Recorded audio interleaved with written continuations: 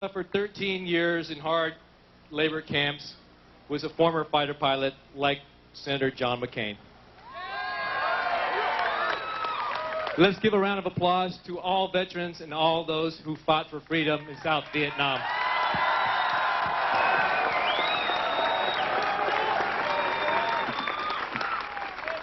Even though we've enjoyed the tremendous freedom and prosperity today, we must anticipate the dangers of tomorrow.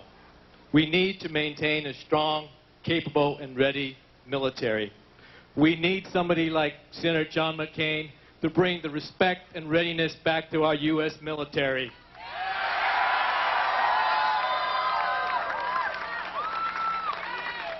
It is my tremendous honor to welcome to Little Saigon, to Orange County,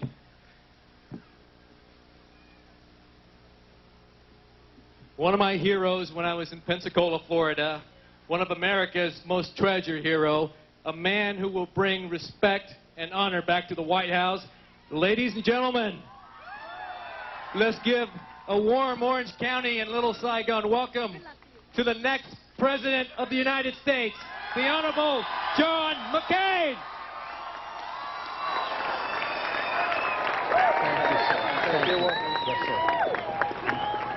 Thank you.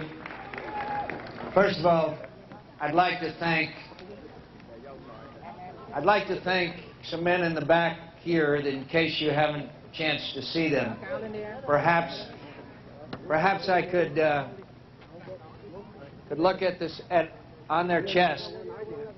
18 years POW, 21 years, 18 years, 14 years, 14 years, 18 years, 19 years, 21 years.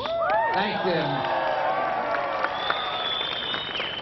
My friends, I have a dear friend of mine who I want to introduce to you for just a minute tonight. But what these men endured was far, far greater suffering than any of us who suffered. We owe you our respect, our love, and affection, and we thank you for your service and sacrifice. Could we thank these brave men?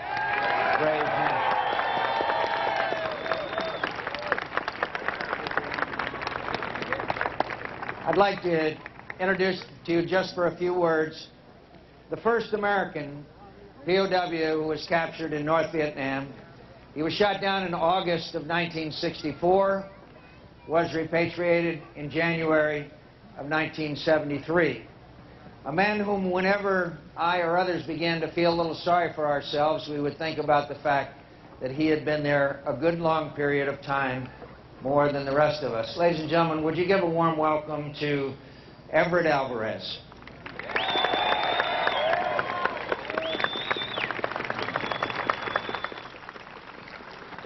Thank you very much. It is my honor to be with you tonight, especially with the gentlemen that just left the stage. These are real heroes, and my hat goes off to them. Thank you. I was the first one shot down over North Vietnam, as John just said. Somebody had to go do the advance work for this group. And coming out of that experience, you know, you learn to take a positive outlook on life. If I look back on that experience, I have to say that if I look at it positively, that I'm glad that I was shot down, because if I had not, I would not have ever met John McCain. This fellow had severe injuries. Anybody, normal person, I think, would have never made it, but he had the courage and the fortitude and the will to do it. And I am very happy to be here in Orange County. I'm happy to be here tonight to do whatever I can to show my support for whom I think the man that should be our next Commander-in-Chief, our next President of the United States, the man who has the experience and the ability to lead this nation forward, John McCain. It is a pleasure to be with you, sir.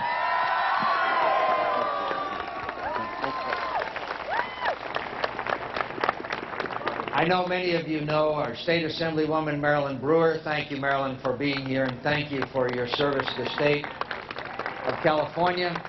And could I just ask for a few words from a man who should be in the United States Senate, a man who is a conservative, a man who is a patriot, and a man who I am proud to consider a friend and a great supporter. Would you please welcome for a few words Bruce Hershenson.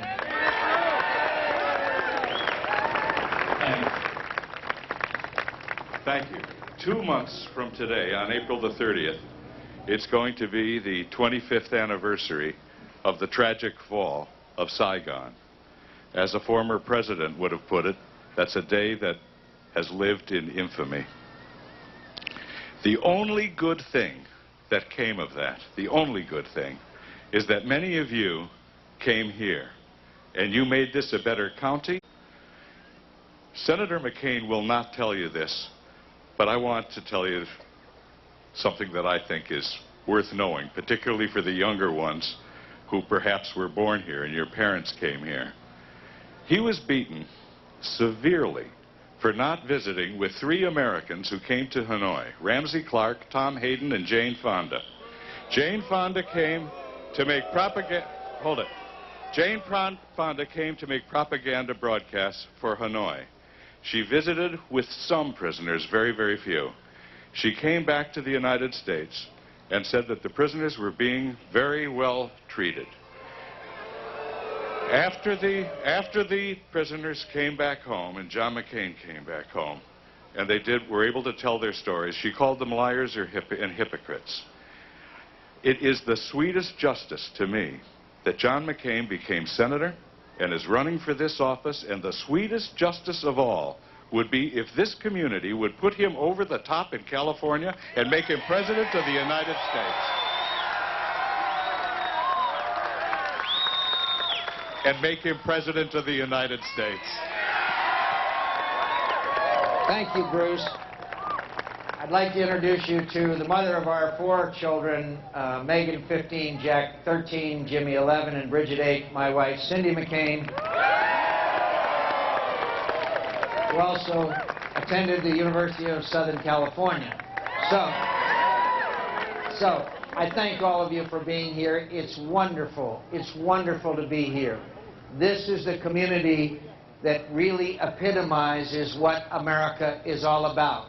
25 years ago, there were people here who came and voted with their feet and voted on boats to come and flee to freedom, that didn't have a penny in their pocket, speak a word of English, and now are part of the great American success story and the American dream.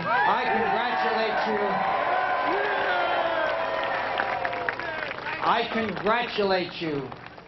I promise you, what you have done for America is what people for more than 2 centuries have done for America, and that is you have given us new blood. You have given us new vitality. You have given us new strength, and you have maintained the United States of America as the greatest nation in the world, and I thank you for what you have done for America, not for what America has done for you.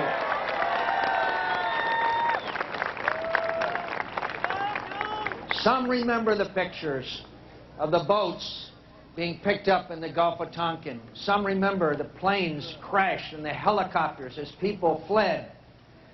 Sometimes execution, or at least many, many years of imprisonment at the hands of the communists. These brave soldiers who just stood here were the unlucky ones.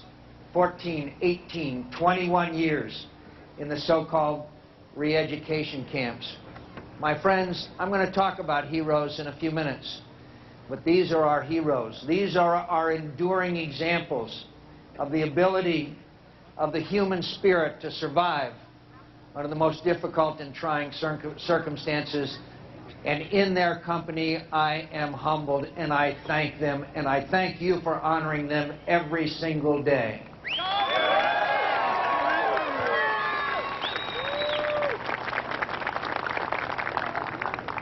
I want to also point out to you a fact that it took a long time for many Americans to recognize. Yours was a noble cause. Yours was the cause of freedom. Yours was the cause of democracy. Yours was the cause of human rights. Yours was the cause of opportunity, and you did not receive that cause to be succeeded because we also failed you. And that is a fact. Love you, John. My hero and yours, Ronald Reagan, had the strength when he came to office and said the Vietnam War was a noble cause. And those who needed further proof that it was a noble cause found out when Saigon fell. The executions, the imprisonment, the brutality, and the inhuman treatment that unfortunately in some parts of Vietnam goes on to this day. And I know that you will never rest until every single citizen of Vietnam enjoys the basic human rights and freedom that every person on this earth deserves, and you will not rest until they achieve that.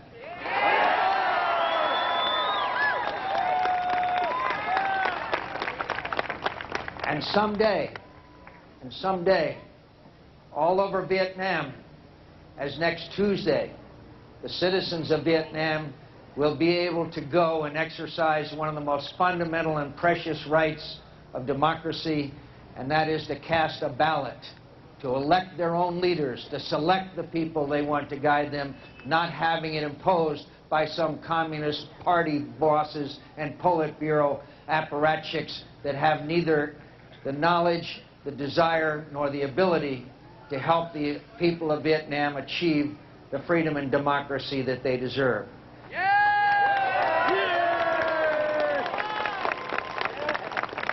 I want to mention to you again the remarkable success of not only the Vietnamese community but the Asian community in America. When we look across America today and we see in every profession, we see in every walk of life, we see in service to our community in our nation, whether it be in the armed forces or in our high-tech industries, we find our Asian Americans and our Vietnamese Americans, and we are proud of your contributions. I praise you, and I praise your parents, the parents who work so hard, day after day, week after week, so that their children can have the education that will give them the opportunity in this country. It's a remarkable story, and I say thank you and God bless you to the parents, the first generation, for what you have done.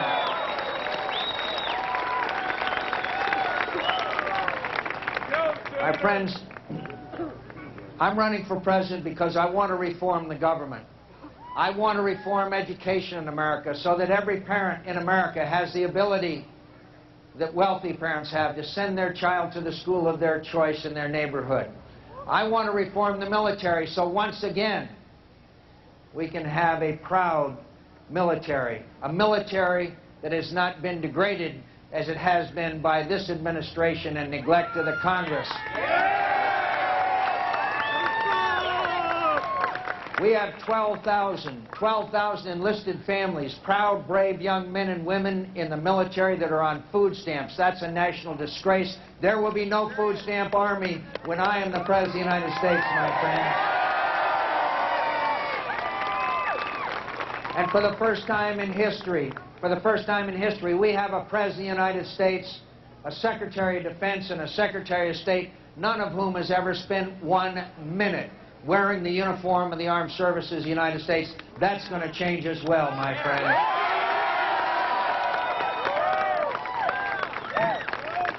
We live in a dangerous world, especially in Asia. The Chinese are now threatening Taiwan. Taiwan, a freely elected and democratic government. The North Koreans have tested 3-stage missiles over Japan. This president goes to China. Well, in 1992, this president called the Chinese the bloody butchers of Beijing. In 1998, he put his arm around Jiang Zemin and called him our strategic partner. My friends, they're not our strategic partners. Japan is our strategic partner. South Korea is our strategic partner. Taiwan is our strategic partner.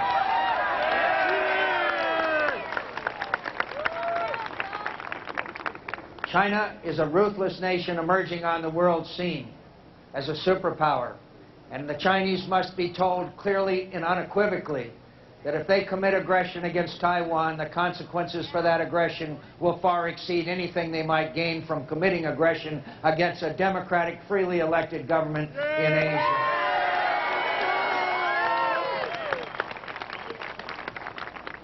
I want to talk to you just for a second why else I want to reform the government. Because the government, my friends, with all the opportunity that so many of our Asian American friends have been able to take advantage of, has been taken over by the big money and the special interests. And I'm out to break the iron triangle in Washington of big money lobbyists and legislation so you can get your government back, and I will fight for that until the last breath I draw.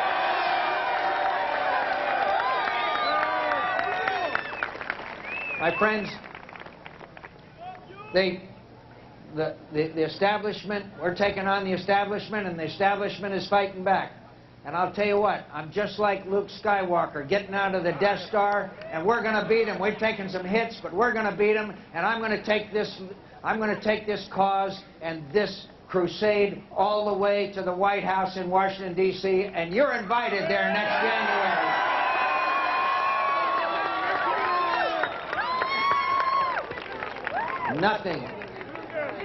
Nothing would honor me more.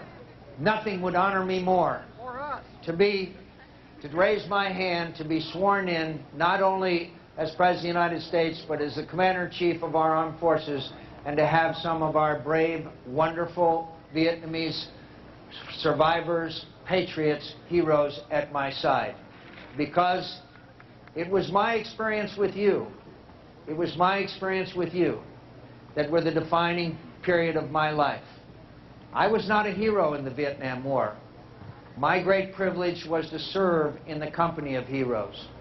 I was able to observe 1,000 acts of courage and compassion and love as we struggled against our communist captors.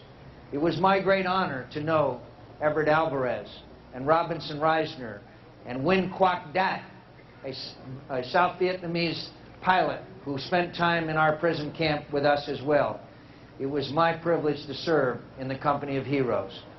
And my friends, on occasion in Washington, more than once, in the morning or in the evening, sometimes I go down to that wonderful memorial on the Mall, where the real heroes of the Vietnam War are memorialized, the real heroes. Those 50-some thousand young Americans who left their homes and their farms and their villages and their towns and their cities and went 10,000 miles away and gave their lives in defense of someone else's freedom. Those are the heroes of the Vietnam War, those who caution me when I think about the fact that it was a noble cause, and it instructs all of us that service and sacrifice is really what America is all about. And someday, outside of Saigon, there's going to be another memorial. And etched on that memorial will be the names of our proud, brave Vietnamese soldiers who served and sacrificed and have never been properly memorialized.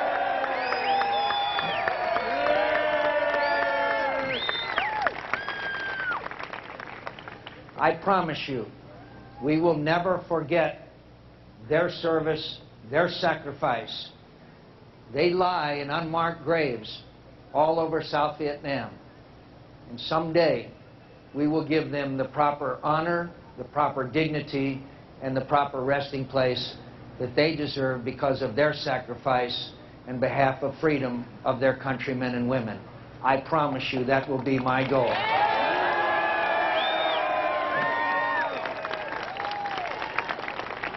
Now may I say to you, my dear friends, I am so honored to be in your company. When my staff told me we were going to be spending time here in California, of course, I said I'd like to spend some time with my Vietnamese friends because I am honored by your friendship. I am honored by being able to partake in efforts to bring so many of you here to the United States to freedom. And I am honored by the mutual respect and affection that we hold for each other. And of course, a common experience in fighting for the cause of freedom.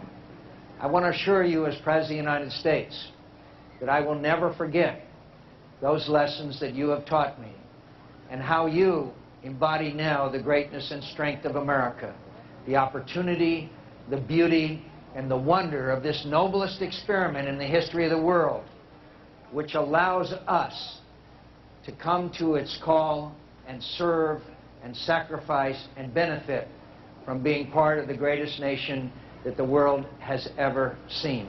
I thank you. I ask for your support. I ask for you to vote next Tuesday and send a message to Washington. Thank you and God bless you, and thank you all. Thank you very much.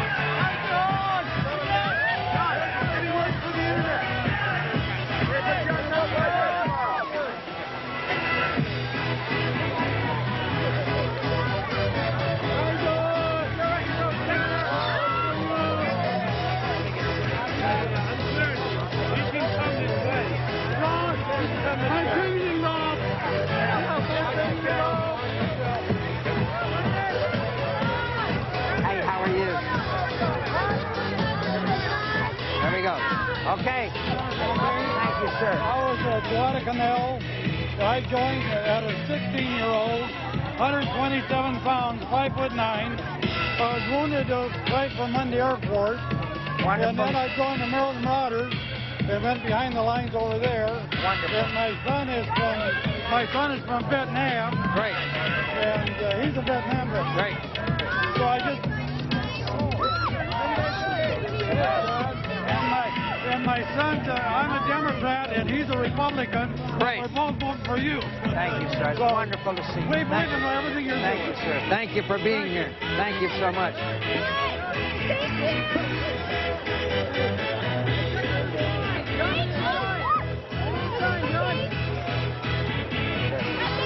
You're a surfer. Thank you. Thank you. Let's go down here. Come down here. One more. Thank you.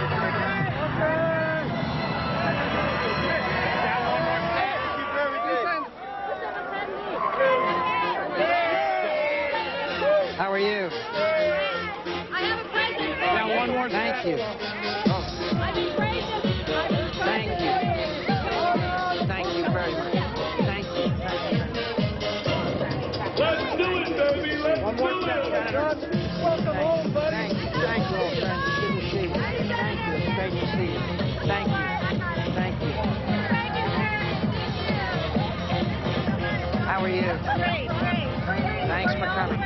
Thank you. Thank you. One more step, Senator. Yeah, gotcha. There we go. Gotcha. Welcome to Saigon. Welcome to Saigon. Thank you. Thank you, my friend. Welcome to Saigon. Thank you. Thank you. Thank you. It's good to see you. Thank you. Thank you. Welcome to Saigon. Senator, you turn right around for a POW from World War II in a wheelchair immediately on your right. Wait a second. Thank you, sir. Thank you, sir. sir. It's wonderful to see you. Thank you for serving our country. We're honored by you. Thank you for being here. Thank you. I'll bring the Khmer suggestion. Bring the Khmer to trial, full pot. Yes, sir. He should be on trial. Should be on trial. You help them, Randy? Yes, sir. Them, Randy, yes, sir. Absolutely.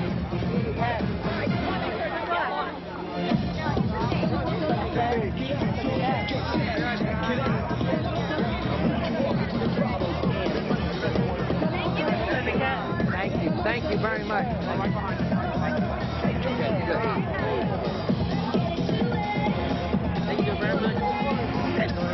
How are you? I never thought I'd see a day a damn old Democrat like me would register and vote for Republican. Thank you, Val. Thank you. God bless you. Thank you very much. Thank you. Thank you very much. Thank you. God bless you, sir. Thank you. Thank you. Thumbs up. How are you? I know.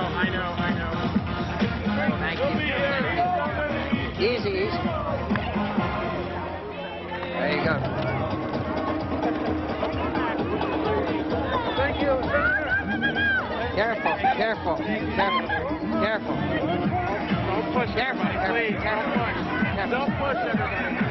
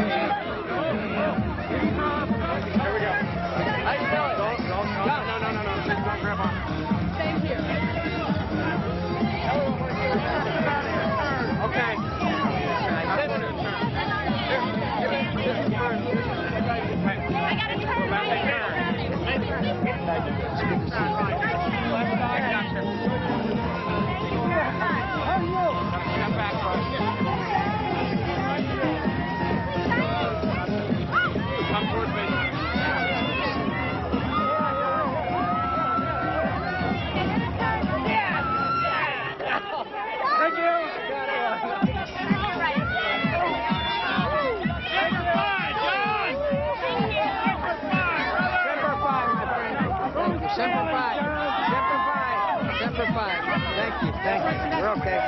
Careful. Don't push. Don't push. Thank you, John. Thank you, sir. Thank you for serving. Thank you, sir. Thank you, sir. It's great to see you. Thank you. Yes, sir. Yes, sir.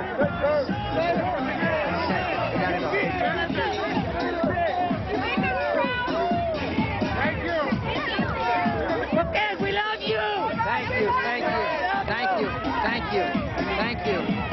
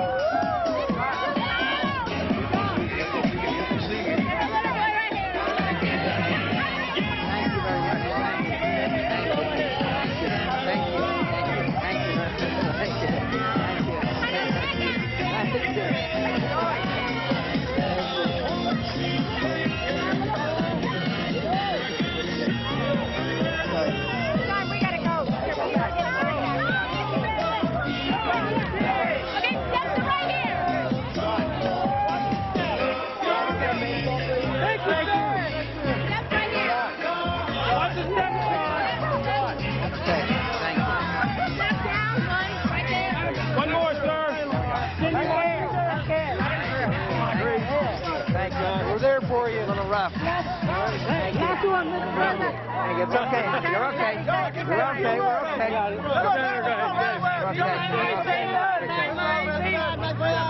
Thank you.